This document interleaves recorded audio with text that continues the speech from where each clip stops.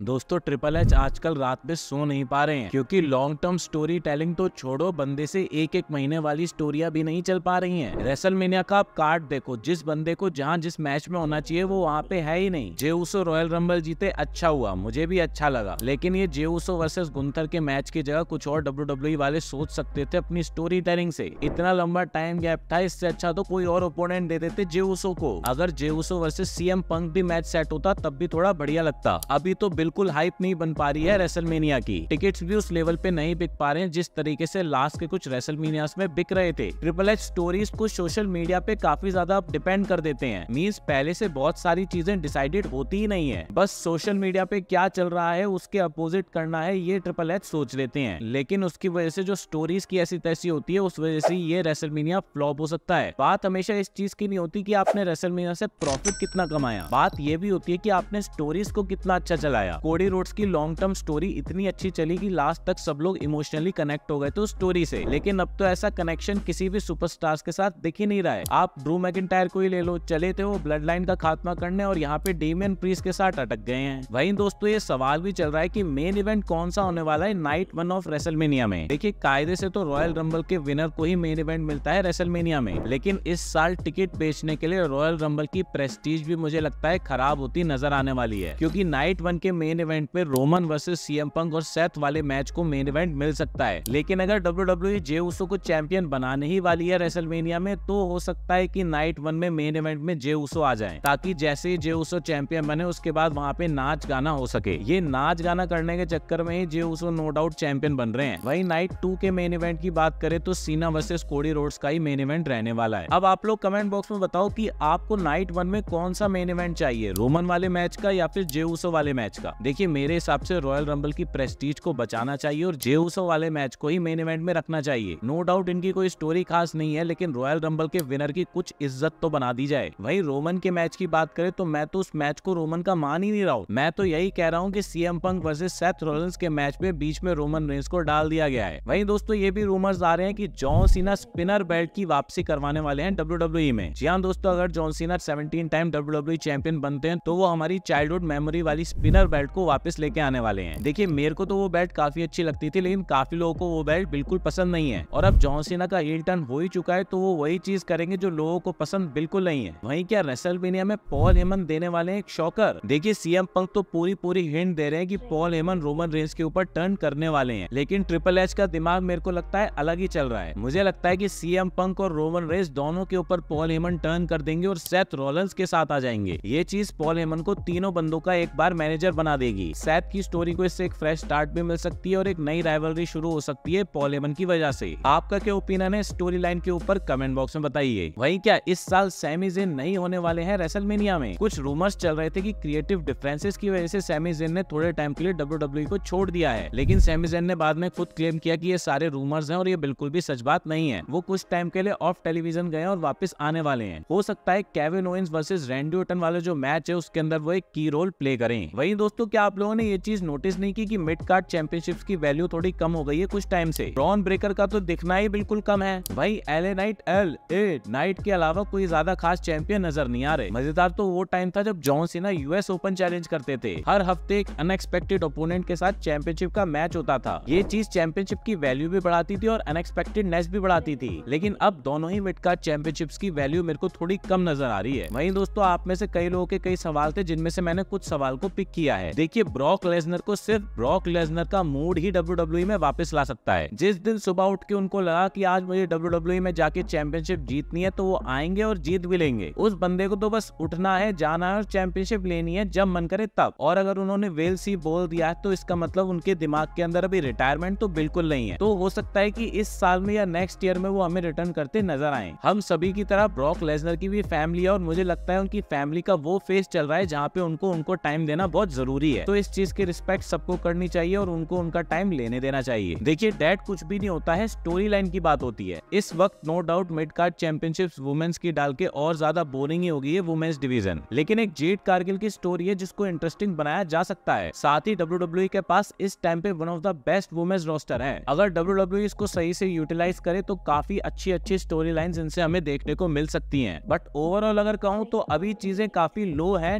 Dead नहीं है लेकिन जल्द ही डेड हो जाएंगी। जाएंगी अगर ऐसा ही चलता रहा। देखिए मुझे लगता है कि समर स्लैम के अंदर बंदा वापस वर्ल्ड चैंपियनशिप की रेस में डाला जाएगा। मैं रोमन रेंस वर्सेस जे उसो अब देखने के लिए काफी इंटरेस्टेड हूँ। दोनों बंदों को इस टाइम पे हाईएस्ट क्राउड पॉप मिल रहा है और दोनों बंदे जब भिड़ेंगे तो अलग ही चीज निकल के आएगी। तो कहीं ना कहीं समर स्लैम तक इन दोनों की एक अच्छी स्टोरी लाइन बनाई जा सकती है और फिर इन दोनों को टाइटल के लिए भिड़वाया जा सकता है। मुझे ना रोमन की साइड लग रहे हैं, मुझे ना सीएम पंक की साइड लग रहे हैं, मुझे तो लग रहा है वो सेथ रॉलिंस के साथ ही जाने वाले हैं। भाई सीना ऑलरेडी हील है और द रॉक भी हील है, तो वो हील में हील नहीं हो जाएंगे। आपके क्वेश्चन का मेरे को थोड़ा लॉजिक समझ नहीं आया, लेकिन अगर आप ये बोल रहे हो कि जॉन सीना के ऊपर टर्न करेंगे द रॉक, तो ये चीज पॉसिबल नहीं है। यहाँ पे बस एक चीज पॉसिबल है, जॉन सीना का फेस टर्न होना, और वो भी होगा एंड ऑफ द ईयर में। सो दोस्तों ये तो था आप सबके क्वेश्चंस का आंसर। अगर आप में से किसी को मेरे से क्वेश्चंस पूछने हैं तो फिर आप #Q&A #Thomas आपके साथ में अपना क्वेश्चन डाल सकते हो। नेक्स्ट वीडियो में भी मैं 5 कमेंट्स को पिक करूंगा, उनका आंसर करूंगा, और तब तक के लिए सायोनारा।